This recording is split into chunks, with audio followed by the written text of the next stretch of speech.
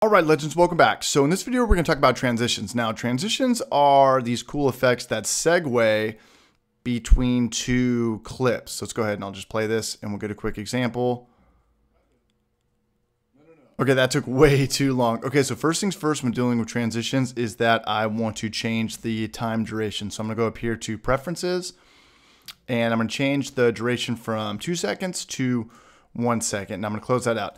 Now, how you find transitions in Final Cut Pro 10 is blah, blah, blah. Now, how you find your transitions in Final Cut Pro 10 is right over here in your browser. You're going to click on this little icon right here, right to the left of your title stuff. So it kind of looks like an envelope.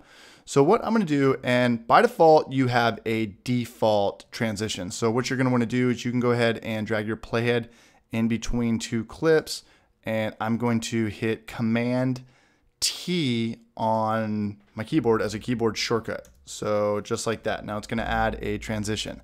And this is going to look pretty clean. So it's illegal to I like that. With transitions, to me, it's kind of like less is more. You don't want your transitions to like dominate the storyline. You don't want them to stand out too much.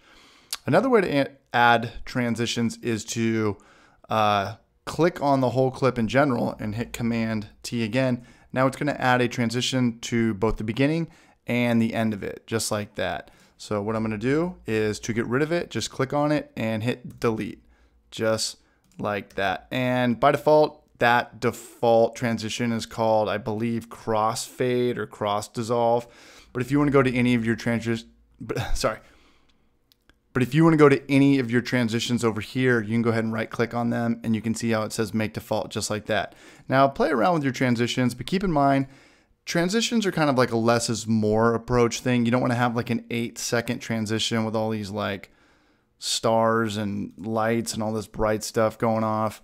You don't want it to stand out too much. You don't want your audience to look at your movie, your video, what you're doing, and have your transitions catch their eye, overpowering the story.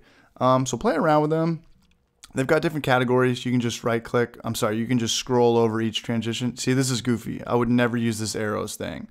Curtains looks kind of like a very beginner's approach. You know, there's no right or wrong. I'm just kind of particular. And that's it. And then if you wanted to not use the keyboard shortcut tool, you can go up here and I'll just click on all. Let's see what we got. Circle. So I'll just go ahead and drag this and I'll drop it in between two of my clips, just like that. So that's kind of the gist. And so it's illegal to text it. I like it. Make sure your clips are long enough too. If you've got like small little 1 second or 1 to 2 second clips and you've got all these 1 to 2 second transitions between them, it's not going to work out. Final Cut Pro also has a disclaimer that kicks back and lets you know that like this transition's too much. It's going to eat away at the project. You want to go with it anyways, yes or cancel. So that's kind of the short of it. I'm going to talk about audio only transitions. I'm going to talk about customizing and creating our own transitions. Hopefully this made sense. Kind of go ahead and play around with it. Again, there's no right or wrong, but I like keeping my transitions very kind of silent. I don't want like the sparkles to go off, and duration wise, I do not want them more than 2 seconds. Hopefully this made sense. Good luck with this. We'll talk about transitions in the next video and we'll create our own. Good luck. And it's midnight my time. So everybody have a good night and I'll see you guys in the morning.